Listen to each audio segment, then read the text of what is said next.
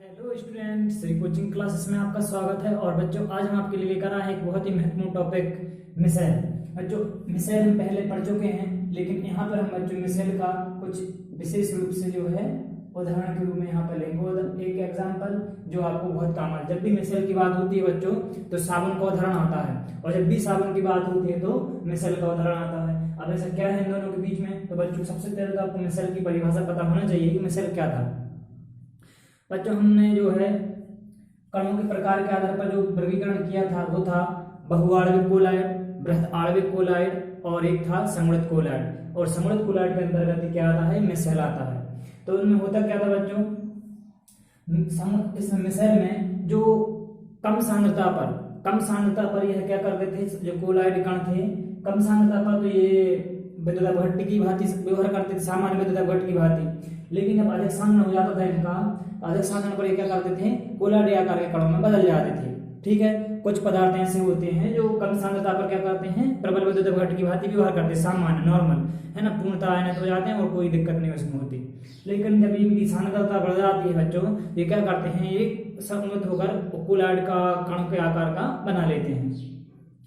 तो बच्चों, यहाँ पे जो मिसाइल है इसमें हम जो साबुन का एग्जाम्पल ले रहे हैं, साबुन, तो प्रश्न बनता है यहाँ पर, साबुन एक मिसाइल है या मिसाइल बनाता है, ऐसा कैसे बना लेता है? या इसमें आज हम बहुत ही इंटरेस्टिंग चीज, कपड़े कैसे धुल जाते हैं। आज हम यहाँ बच्चों कपड़ा धोना सीखेंगे, मतलब कपड़ा धुलने के लिए जो मैल है वो कैसे निकलता है, उसकी क्रियाविधि पढ़ेंगे बच्चों। वैसे तो आप सब जानते हैं कपड़े धोने के लिए क्या करते हैं, गला देते हैं, साबुन लगा के उसको रगड़ के जो है मैल को बाहर कर देते हैं, लेकिन उसमें अंदर रासायनिक क्रियाएं क्या होती हैं वो आज हम इसमें पढ़ेंगे साबुन के द्वारा। तो बच्चों क्या होता है, देखिए साबुन जो है उच्च वसा अम्लों के सोडियम या पोटेशियम लवण होते हैं। उच्च वसा अम्ल क्यों बोल रहे बच्चों? क्योंकि इसका हम अगर यहाँ पे सूत्र लिखें साबुन का, तो साबुन का सूत्र होता है C17H35 और COONA। इस प्रकार से बच्चों जो साबुन का सूत्र है, इस साबुन का नाम भी बच्चों होता है, रासायनिक नाम, इसका नाम है बच्चों सोडियम स्टीरेट। क्या नाम है? Sodium stearate. ठीक है, इस साबुन का नाम है सोडियम स्टीरेट। अब बच्चों होता क्या है, जैसे हम ये साबुन जैसे हम कपड़े में लगाते हैं पानी के साथ में, तो क्या होता है, ये जो साबुन है ये टूट जाता है इनमें, C17H35 COO- और N जो है अलग हो जाएगा प्लस के रूप में। इस प्रकार से यहाँ पे बच्चों इसके दो भाग बन जाते हैं। ठीक है, दो भाग बन जाते हैं। यहाँ पे आपको दिख रहा होगा कि Na प्लस में बदल गया, COO- में बदल गया। बाकी जो भाग है बच्चों ये अनआयनिक होता है, जो आयनित नहीं होता है, ये इसी में जुड़ा रहेगा। ठीक है, अब क्या होता है बच्चों, देखिए जब हमारे कपड़ों में, मान लीजिए हमारे कपड़े हैं और कपड़ों में हमारे मेल लगा हुआ है, मेल मतलब जैसे कि मान लीजिए तेल लगा है हमारे, जब आपको पता है बच्चों हमें पसीना आता है तो हमारे पसीने में श्वेत ग्रंथियां, तेल ग्रंथियां होती हैं, उनमें तेल भी रहता है साथ में, और कुछ वातावरण की मिट्टी, हवा, वायु, ये गंदी चीजें सब इसमें जाके धूल मिट्टी वगैरह सब लग जाती हैं। तो जो मेल गंदा जो कपड़ा है वो क्या हो जाता है, गंदा हो जाता है। इस प्रकार से लग जाता है। मान लीजिए ये गंदगी का कण है, अब इस साबुन क्या करेगा, यहाँ पे थोड़ा सा इसको समझ लीजिए, Na तो चले जाएंगे आपके आयनित होकर विलयन में, ये अनायनित भाग है जिसकी वजह से ये जो है इस प्रकार से पूरा होगा। ठीक है, तो ये जो आपका ये दिख रहा है इसका इतना भाग, ये वाला भाग, ठीक है, हम इसको इस तरह के साथ 17 कार्बन है तो 17 कार्बन को तो नहीं बता पाएंगे, लेकिन यहाँ पे कुछ कार्बन को इस प्रकार से हम बता दे रहे हैं। हर एक कोने पर क्या कार्बन है, इस प्रकार से कार्बन बन जाते हैं। और ये मान लीजिए यहाँ पर हमने ये माइनस वाला भाग, ये इसके COO- वाला भाग ये बना दिया, और ये बना दी हाइड्रोकार्बन की श्रृंखला। हाइड्रोकार्बन क्यों बोल रहे हैं? क्योंकि ये H, C और H जो है हाइड्रोकार्बनिक कहलाते हैं। कार्बन हाइड्रोजन से जो भाग मिलकर बना हुआ है हम हाइड्रोकार्बन कहते हैं। तो यहाँ पे ये भाग है हाइड्रोकार्बन का, तो ये क्या हुई, हाइड्रोकार्बन की श्रृंखला हुई, हाइड्रोकार्बन। बच्चों इसको बहुत अच्छे से समझना, क्योंकि ये बहुत इंपॉर्टेंट है, बेसिक पढ़ोगे तो दिमाग खराब होगा, समझ में भी नहीं आ पाएगा। यहाँ पे एक ही समझ लीजिए, हाइड्रोकार्बन श्रृंखला है, ठीक, ये पीछे वाली जो हाइड्रोजन और कार्बन से मिलकर बनी है, और COO- भाग है, ये क्या है, हाइड्रोकार्बन का सिरा है। क्या है ये? सिरा है। अच्छा, इसको हम सिरा बोल रहे हैं। हाइड्रोकार्बन की श्रृंखला बनी है बच्चों, इसको हम क्या बोल सकते हैं, पूंछ बोल सकते हैं। इसकी क्या है, ये पूंछ है और ये इसका सिरा है। ठीक, इस प्रकार से हम इसको मान सकते हैं। अब क्या होता है, आपको पता है कि ये वाला भाग आयनित है और ये वाला भाग अनायनित है, और केमिस्ट्री में हमेशा ध्यान रखना, समान समान को क्या करता है, घोलता है, समान समान को घोलता है, एक जैसा आवेश एक दूसरे को क्या करता है यहाँ पर घोलेगा। तो अब यहाँ पे देखिए ऑयल है, ये अनायनित है, तो अनायनित की तरफ इन दोनों में से कौन आएगा, इसके ऊपर तो माइनस आवेश है, CW माइनस के ऊपर, ये तो आएगा नहीं, ये है आपका अनायनित भाग, तो ये क्या करेगा, इसकी तरफ आएगा, ऑयल की तरफ। और इस प्रकार से जो है, अच्छा एक चीज और समझ लीजिए, जो हाइड्रोकार्बन वाली श्रृंखला है ये तो तेल से आकर्षित हो रही है, क्योंकि अनायनित ये भी हो रही है, ये भी अनायनित होता है, अनायन वाला जिसके ऊपर कोई आवेश नहीं है, ठीक, तो ये भी अनायनित है, तो इसको हम कह सकते हैं यहाँ पर ये है आपकी जल विरोधी, मतलब ये जल को विरोध करती है, जल से नफरत करती है, लेकिन किससे प्यार करती है, जल विरोधी भाग, ये जल विरोधी भाग भी कह सकते हैं हम इसको, ये जल विरोधी भाग है जो जल से नफरत करता है। तो जल से प्यार कौन करेगा, ये वाला जो स्राव है ये होता है जल स्नेही।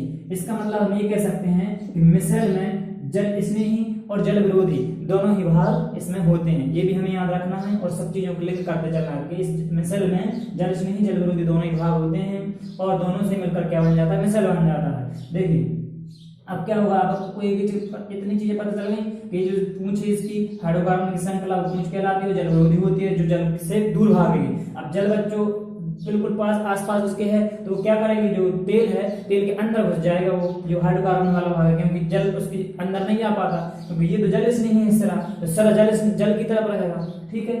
तो जल आपका ऊपर मान लीजिए यहाँ पे इस प्रकार से कपड़ों में हमने गला दिया और एक गंदी का काम है, ठीक है, तो जल यहाँ भरा हुआ है इस प्रकार से, तो क्या होगा, ये जो पूंछ है अब देखिए कैसे होता है, तो ये पूंछ जो है इस प्रकार से और ये सिरा यहाँ पर इस प्रकार से जो है ऐसे व्यवस्थित हो जाते हैं, ठीक है। ये आपका इस प्रकार से हमने यहाँ पर ये सिर बना दिया, ये सिर बाहर की तरफ क्यों बना रहे हैं बच्चों, आपको समझ में आ रहा है इतना, इसलिए बना रहे हैं क्योंकि आपको पता है कि जो सिर वाला भाग है वो जल से स्नेह रखता है, इसलिए जल से स्नेह रखने के लिए वो बाहर की तरफ रहता है, और जो पूंछ होती है वो अनायनित होती है और अनायनित जो है अनायनित की तरफ जाती है, क्योंकि वो जल से नफरत करता है। तो जल से बचने के लिए वो क्या करेगा, उसमें जो ऑयल है या ग्रीस है या मिट्टी है, धूल कण वगैरह है, वो उसके अंदर घुस जाएगी और ये पूंछ जो है इसके अंदर घुस जाती है।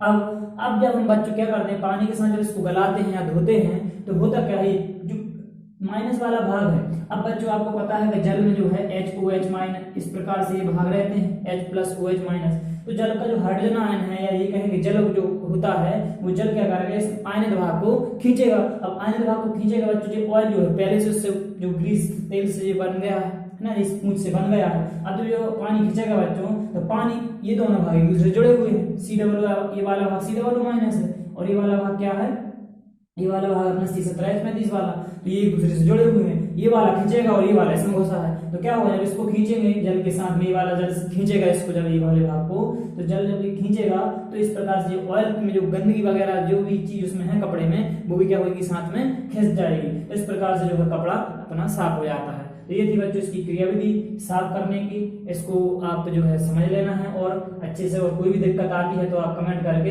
पूछ सकते हैं, ठीक है। तो ये थे हमारा बच्चों मिसाइल, और इसमें आपको ये हमने बता दिया कि इसमें जो सिरा रहता है वो जल स्नेही रहता है, और इसके बाद जो हाइड्रोकार्बन वाली श्रृंखला रहती है ये क्या रहती है, आपकी अनायनित रहती है, जो जल विरोधी होती है, जल का विरोध करती है, जल का विरोध करने की वजह से वो क्या करती है, उसमें ऑयल में घुस जाती है, क्योंकि ऑयल जो है वो भी अनायनित होता है और ये पूंछ जो है वो भी अनायनित होती है। आपको इसके ऊपर कोई आवेश नहीं दिखेगा, C17H35 पर कोई आवेश नहीं आएगा, लेकिन CW माइनस पे आ गया तो ये होता है आपका सिर बना लेता है और ये वाला भाग बना लेता है पूंछ। बस आपको ये चीजें कुछ जो है खास याद रखना है और इस प्रकार से उसका आपको कर लेना है। अब इसके बाद बच्चों ये हमने अभी तक सब चीजें पढ़ ली, कोलाइडम का वर्गीकरण भी कर लिया है। अब बच्चों हम आते हैं नेक्स्ट टॉपिक जो कि हमारा है कोलाइडी विलयनों को बनाने का। अब बच्चों कोलाइडी विलयनों को बनाने के लिए आपको पता है कि द्रव्य स्नेही कोलाइड तो सिंपली क्या करते हैं, उसमें हम विलायक में परिक्षेपण माध्यम में जैसे ही परिक्षेप प्रावस्था को घोलते हैं तो हिला देते हैं, तो क्या हो जाता है आसानी से जो है द्रव्य स्नेही कोलाइड बन जाता है। तो उसको तो हमें कोई विशेष विधि प्रयुक्त नहीं करना पड़ती, लेकिन जो द्रव्य स्नेही कोलाइड बच्चों उसको आपको पता है कि वह परिक्षेपण माध्यम से क्या करता है, नफरत करता है, और हमें उस जो है द्रव्य स्नेही भाग को या ये कहें द्रव्य विरोधी भाग को प्यार करना सिखाना है, किससे, परिक्षेपण माध्यम के प्रति, जिससे कि वो उससे भी आसानी से क्रिया करे और जो है जो विलयन बना सके। ठीक है, तो इसके लिए हमें क्या करना पड़ेगा बच्चों, तो इसके लिए हमें विशेष विधियां प्रयुक्त करना पड़ती हैं। द्रव्य स्नेही कोलाइड बनाने के लिए हमें विशेष विधियां प्रयुक्त करना पड़ती हैं, क्योंकि द्रव्य स्नेही कोलाइड विलयन जो है वो जो है इस विलयन से परीक्षण के माध्यम से क्रिया आसानी से नहीं करता। इसके लिए हम बच्चों यहाँ पर कुछ विधियों को लिखने जा रहे हैं। तो यहाँ पे हम हेडिंग बना लेंगे कोलाइडी विलयन का निर्माण। तो बच्चों कोलाइड विलयन का निर्माण में आपको द्रव्य स्नेही का तो पता है ही, तो इसको हम नहीं बता रहे हैं। यहाँ पर हम जा रहे हैं किस पर, सीधे द्रव विरोधी कोलाइड पर। द्रव विरोधी कोलाइड को कैसे बनाएंगे, द्रव विरोधी कोलाइड। बच्चों समझ में आ रहा है आपको कि द्रव विरोधी कोलाइड को क्यों बता रहे हैं, क्योंकि द्रव्य स्नेही तो आसानी से बन जाते हैं, सिंपल बन जाते हैं, उसमें जैसे हम परीक्षण के माध्यम में घोलेंगे तो आसानी से जो है हिलाने पर द्रव्य स्नेही कोलाइड बन जाते हैं। लेकिन द्रव विरोधी कोलाइड आसानी से नहीं बनते, ये हम पढ़ चुके हैं। तो इसको बनाने के लिए क्या करते हैं बच्चों, इसको बनाने के लिए दो प्रकार की विधियां अपनाई जाती हैं। एक होती है बच्चों जिनको हम बोलते हैं परिक्षेपण विधियां, परिक्षेपण विधियां, और दूसरी होती है बच्चों यहाँ पर संघनन विधियां, संघनन विधियां। अब बच्चों यहाँ परिक्षेपण विधियों में वैसे तो बहुत सारी विधि हैं इसमें, है ना, लेकिन आप जो है हम यहाँ पर आपको सिर्फ दो, आप यहाँ पर सिर्फ दो विधियों को पढ़ेंगे और दो विधियों को हम यहाँ पढ़ाएंगे जो बहुत इंपॉर्टेंट है, जो पेपर में आती रहती है। एक यहाँ पर जिसको हम बोलते हैं विद्युत परिक्षेपण विधि। आपको नाम सबके मिल जाएंगे, लेकिन इनमें से हम सिर्फ आपको दो को बता रहे हैं क्योंकि दो बहुत इंपॉर्टेंट है। एक है विद्युत परिक्षेपण विधि और दूसरे बच्चों पेप्टीकरण।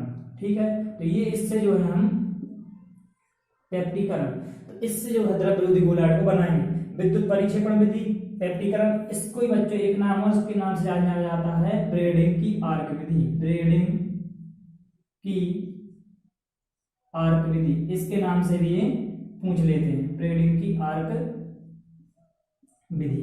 ठीक है, तो ये जो है बच्चों इस प्रकार से हमें इनको समझना है। अब पहले ये समझ लीजिए कि परिक्षेपण विधियों में क्या होता है, पहले इसको समझिए। परिक्षेपण विधि में क्या होता है बच्चों, यहाँ पर एक बड़े आकार के कोलाइड, बड़े आकार का जो है कण होते हैं। अब हमें पता है बच्चों कि जो कोलाइड कणों का आकार होता है वो होता है 1 नैनोमीटर से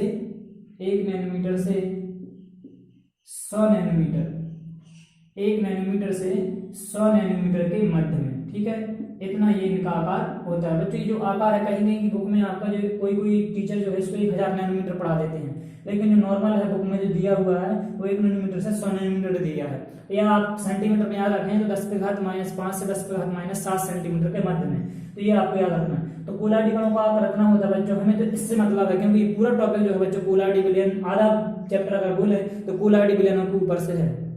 ठीक है, तो हमें आपको ये जो है ये लक्ष्य बनाकर रखना है कि हमें इतने आकार के कण प्राप्त करना है। अब वो कैसे करेंगे, तो उनके लिए हम विधियां अपनाएंगे। ठीक है, तो कोलाइडी आकार का कण ये बहुत बड़ा कण होता है। ठीक है, ये बहुत बड़ा कण होता है, तो हमें इसको क्या करना है 1 नैनोमीटर से 100 नैनोमीटर के मध्य में लाना है। और ये जो कण है बच्चों ये है 100 नैनोमीटर से ऊपर, 100 नैनोमीटर से अधिक है। ठीक है, ये 100 नैनोमीटर से भी क्या है अधिक का, बड़ा आकार का हमें लाना है 100 के अंदर या 100 तक का लाना है। ठीक है, तो क्या करते हैं, अब आप खुद सोचिए कि इसका हमें क्या करना पड़ेगा, इसको हम जोड़ेंगे या तोड़ेंगे। तो इसको हम क्या करते हैं, इस कण को तोड़ने का प्रयास करेंगे, और तोड़ने का प्रयास भी क्या करेंगे हम इन विधियों से करेंगे। इसके लिए भी दो विधियां अपनाई जाती हैं, और भी विधियां हैं। तो हम पहली विधि अपनाएंगे विद्युत परिक्षेपण विधि, जैसे हम ब्रेडिंग की आर्क विधि कहते हैं, और दूसरी विधि बच्चों हम अपनाएंगे पेप्टीकरण। ठीक, इनमें क्या होता है बच्चों, अभी हम इसके बारे में डिटेल से समझेंगे। अब इस पर आ जाइए संघनन विधि में, उसके बच्चों नाम समझ में आ रहा होगा। संघनन जब भी शब्द जाता है तो उसमें दो चीजें आपस में मिलकर जुड़ जाती हैं। ठीक, संघनन में मतलब जुड़ जाती है। तो यहाँ पर क्या होगा, यहाँ पर छोटे छोटे पार्टिकल होंगे, छोटे छोटे पार्टिकल बिल्कुल, जिनका आकार कितना होता है 1 नैनोमीटर, 1 नैनोमीटर से भी क्या होता है कम होता है। अब यहाँ पर देखिए 1 नैनोमीटर से भी छोटे हैं, जबकि हमारा कोलाइड आकार का जो कण होता है वो क्या होता है 1 नैनोमीटर से ऊपर और 100 नैनोमीटर से कम। ये कहें तो 100 नैनोमीटर तक होता है। ठीक है, तो अब 1 नैनोमीटर से भी कम है ये, तो हमें क्या करना है 1 नैनोमीटर लाना है। तो क्या करना पड़ेगा इसके लिए, छोटा है ये कण, बहुत ही छोटा है इसका कण, तो क्या करेंगे इन कणों को हमें जोड़ना पड़ेगा कि वो इसके बीच में आ जाए, इस कोलाइड आकार के कण बना लें। तो इनके लिए क्या करना पड़ता है, हमें इनको ऐसा कुछ करना है कि ये जुड़ जाए आपस में। ठीक। तो ये विधियां हैं बच्चों संगणन विधियां, ये संगणन में होता है। अब इसमें क्या करेंगे, ये तो था मेन फंक्शन इसका। अब इसमें भी संगणन विधियां बच्चों दो प्रकार से हो सकती हैं, कुछ होती हैं इसकी भौतिक विधियां और कुछ होती है इसकी रासायनिक विधियां, ठीक। तो इनके हमको ज्यादा डिटेल में नहीं पढ़ना है, लेकिन फिर भी इनके हम जो है नाम आपको लिखवा देंगे और कुछ इसमें से आपको बता भी देंगे, ठीक। तो ये आपके लिए सबसे इंपॉर्टेंट है। फिर इसके बाद आपको बस मेन चीज याद रखना है परिक्षेपण विधियां और संगणन विधियां। परिक्षेपण विधि में आपको ये दो याद रखना है, बस ये आपका मेन इसका लक्ष्य है। बच्चों कोई भी चीज पढ़ने से पहले आपको थोड़ा सा उसका डायग्राम पता हो कि हम आगे क्या पढ़ने वाले हैं, इसका जो डायग्राम का फ्लो हो वो कहाँ की हो जा रहा है और हम इसके बाद क्या पढ़ेंगे। तो हमने देखिए कोलाइड विलयन का निर्माण कर रहे हैं, द्रव्य स्नेही कोलाइड को आपको पता है कैसे निर्माण होता है। आसानी से परिक्षेपण माध्यम में उसको मिलाओ पदार्थ को और हिला दो, जिससे कि वो क्या बना लेता है, द्रव्य स्नेही कोलाइड बना लेता है। लेकिन द्रव्य विरोधी कोलाइड को आसानी से नहीं बनाया जा सकता, इसलिए क्या करते हैं, इनको विशेष विधियों की जरूरत पड़ती है। विशेष विधियां बच्चों हम उनको अपनाने वो होती है परिक्षेपण विधियां और संगणन विधियां। परिक्षेपण विधियों में भी हम बच्चों कुछ विधियों को उपयोग करते हैं, जिसकी वजह से जो कोलाइड आकार कण है बन जाते हैं। और संगणन विधियों में भी इसी प्रकार का। इसमें बच्चों कण छोटे होते हैं जिससे उनको संगणन करना पड़ता है, इसमें कण बहुत बड़े बड़े होते हैं इसलिए उनको तोड़ के छोटा करना पड़ता है। तो ये जो हम इसमें समझेंगे। तो अब हम आते हैं सबसे पहले परिक्षेपण विधि की पहली विधि विद्युत परिक्षेपण या ब्रेडिंग की आर्क विधि पर। तो चलिए शुरू करते हैं। देखिए ब्रेडिंग की आर्क विधि हम यहाँ पर शुरू करने वाले हैं। ब्रेडिंग की आर्क विधि। आर्क मतलब होता है बच्चों करंट, है ना। आर्क है विद्युत स्पार्क उत्पन्न किया जाता है और इस प्रकार से जो कोलाइड कण में बदल जाता है। देखिए ब्रेडिंग की आर्क विधि है, इसको बोलते हैं विद्युत परिक्षेपण, ठीक है। तो देखिए इस विधि में क्या होता है बच्चों, यहाँ पर हम जो है एक पात्र लेते हैं और जिस भी धातु का हमें कोलाइड कण बदलना हो या कोलाइड कण बनाना हो, क्या जैसे कि मान लीजिए प्लेटिनम है, सोना है, सोने से शुरू कर, सोना है, चांदी है, कॉपर का सॉल है, जिंक का सॉल है, जिस भी धातु का हमें कोलाइड विलयन बनाना है, ठीक है, कोलाइड कण में बदलना है, उसे हम क्या करते हैं, उस धातु के यहाँ पर इलेक्ट्रोड लेंगे दो। ये हमने उनके दोनों के इलेक्ट्रोड ले लिए, मान लीजिए ये दोनों इस प्रकार से हमने यहाँ पर इलेक्ट्रोड डाल दिए। मान लीजिए ये जो है Au सोने के इलेक्ट्रोड हैं दोनों, इसके बनाए हमने दोनों धातु, जो धातु ली है वो कौन सी ली है, सोने को लिया है, Au गोल्ड को, गोल्ड के दोनों हमने इलेक्ट्रोड लगाए और इन दोनों का संपर्क कर दिया किससे, इन दोनों का संपर्क हमने कर दिया यहाँ पर एक बहुत ही हाई वोल्टेज, बहुत ही ज्यादा हाई वोल्टेज के विद्युत तार से हमने इनका जो संपर्क है वो कर दे रहे हैं यहाँ पर बहुत ही ज्यादा हाई वोल्टेज के विद्युत तार से। यहाँ पे वोल्टमीटर वगैरह लगे हुए हैं नापने के लिए और ये जो इस प्रकार से यहाँ पर इन दोनों को जोड़ देंगे, ठीक है। तो इस प्रकार से बहुत ज्यादा हाई वोल्टेज का जो हम जैसे इन पर करंट प्रवाहित करते हैं बच्चों, तो क्या होता है, इनमें बहुत ज्यादा स्पार्किंग होती है और ये जो है इतनी ज्यादा स्पार्किंग होती है कि जो सोने का जो विलयन है, यहाँ पे अच्छा बच्चों एक चीज और ध्यान रखना, यहाँ पे जो है आपका परिक्षेपण माध्यम के रूप में अधिकतर क्या लिया जाता है, जल को लिया जाता है, क्योंकि सबसे कम खर्च में यही बन सकता है, ठीक, जल। तो यहाँ पे जो है जल जो है हम परिक्षेपण माध्यम के रूप में ले रहे हैं, ठीक। परिक्षेपण माध्यम इसमें क्या होगा, जल होगा। परिक्षेपण माध्यम में डुबो देते हैं दोनों इलेक्ट्रोडों को, फिर इसके बाद इनका संपर्क जो है हाई विद्युत तार से कर दिया जाता है। हाई वोल्टेज यहाँ पे जो है धारा प्रवाहित की जाती है 220 वोल्ट पे। फिर क्या होता है, जैसे स्पार्किंग करते हैं बच्चों, तो धातुओं जो है इलेक्ट्रोड वो क्या हो जाते हैं, पिघल जाते हैं। तो सोने का जो इसकी जो है वाष्प में बदलने लगती है, इतना तेज करंट लगता है बच्चों, इतना तेज स्पार्क होता है कि जो धातु पिघल के वाष्प में बदलने लगती है। अब आप खुद सोचिए बच्चों, अगर ये वाष्प में बदल जाएगी तो जो विलयन है हमारे कोलाइड विलयन तो बन ही नहीं पाएगा, हमारे कोई काम करने लगेगा, इतनी मेहनत हमारी फालतू जाएगी। तो क्या करते हैं, इस चीज को रोकने के लिए क्या करते हैं, इस पूरे पात्र को क्या करते हैं, यहाँ पर इस प्रकार से पूरे पात्र के चारों तरफ यहाँ पे जो है बर्फ से भरा हुआ एक पात्र यहाँ पर भर देते हैं। इस प्रकार से पूरे में भरा रहता है, ठीक, यहाँ पूरे में जो है बर्फ भरी रहती है। अब जैसे बच्चों ये वाष्प बनेगी, वो वाष्प क्या होगी, इससे वाष्प जो है आपको पता होना चाहिए, कोई चीज गर्म और एकदम से ठंडा कर दो उसको तो वो संघनित हो जाती है। तो ये वाष्प जो बन रही थी वो जल्दी से किस में बदल जाएंगी, द्रव में बदल जाएंगी, और द्रव में बदलने के बाद बच्चों को आसानी से उसी में रह जाती हैं। अब बच्चों एक चीज और, अब जो संघनित जो कण हो रहे हैं यहाँ, जैसे मान लीजिए इस कण यहाँ पे आ गए, द्रव में बदल गए, यहाँ पर इसमें घुल गए हैं, ठीक है। लेकिन अब जब वो संघनित होंगे और बच्चों उन्होंने फिर से क्या किया, अगर इतने ज्यादा संघनित हो गए तो जो कोलाइडी कणों का आकार है उनसे बड़े हो गए। कोलाइडी कणों के आकार से 1 नैनोमीटर से 100 नैनोमीटर ये होता है कोलाइडी कणों का आकार। लेकिन अगर वो जुड़ कर 100 नैनोमीटर से बड़े हो गए, क्योंकि अब वो तो संघनित हो रहे हैं, उन कैसे रुकेंगे वो, तो उनको क्या होगा, ये बड़े हो जाएंगे तो हमारे फिर से कोई काम का नहीं रहेगा। इसलिए इसमें क्या करते हैं, एक स्थायी कारक पोटेशियम हाइड्रोक्साइड KOH, ठीक है, क्षार, इसमें क्षार मिला देते हैं। ये क्षार क्या करता है, इन कणों के ऊपर एक के ऊपर होता है +4, OH के ऊपर होता है -4, ठीक। तो यहाँ पे पोटेशियम जो आवेश इस गोल्ड के ऊपर रहता होगा वो आवेश उस पे जाकर क्या कर देता है, चिपक जाता है, जिसकी वजह से अब आपको पता होना चाहिए, जैसे मान लीजिए इनके ऊपर K+ चिपक जाएगा सब कणों के ऊपर, जो कण कोलाइडी कणों के आकार बदल गए थे उनके ऊपर सब K+ चिपक जाएगा जब, तो अब क्या होगा आपको पता होना चाहिए, समान को क्या करता है, प्रतिकर्षित करता है। तो यहाँ पोटेशियम इस कण पे भी चिपका, इस पे भी चिपका, तो एक दूसरे को क्या करेंगे, प्रतिकर्षित करेंगे, और ये प्रतिकर्षित करेंगे तो बच्चों को कभी जो है आपस में नहीं जोड़ पाएंगे, और ठीक है। तो इस प्रकार जब नहीं जोड़ पाएंगे तो बच्चों हमारे इस प्रकार से जो कोलाइडी विलयन वो तैयार हो जाता है।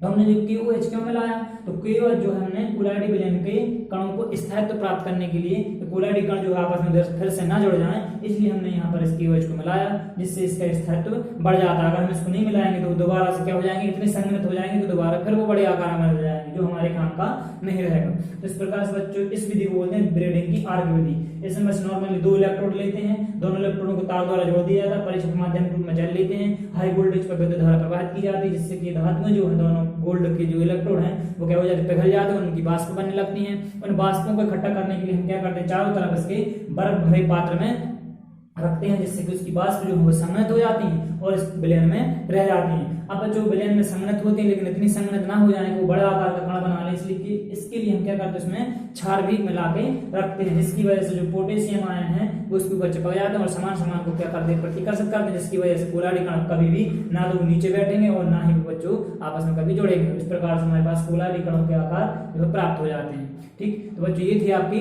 ब्रीडिंग की आर्क विधि, ठीक है। यहाँ तक कोई दिक्कत, कोई समस्या समझ में आ रहा है बच्चों यहाँ पे आपको, ठीक। अगर आपको वीडियो अच्छा लगता है बच्चों तो लाइक करें, कमेंट भी करें और सब्सक्राइब भी करें बच्चों, इससे हमें क्या कॉन्फिडेंस मिलता है और वीडियो बनाने में और भी हम जो है बेहतर कर सकते हैं, ठीक। बच्चों ये आपको सब समझ में आया होगा, और इसके बाद बच्चों हम जो हमारी पेप्टिकरण विधि और वो संघनन विधियां जो बची हैं उसको हम लाएंगे नेक्स्ट वीडियो में और समझेंगे उसको बहुत अच्छे से। तब तक के लिए बने रहिए हमारे channel Shri coaching classes Begumganj पर, और आपका इतना सपोर्ट देने के लिए बहुत बहुत धन्यवाद। इसी प्रकार से आप अपना सपोर्ट देते रहें और लाइक सब्सक्राइब करते रहें। मिलते हैं नेक्स्ट वीडियो में, धन्यवाद।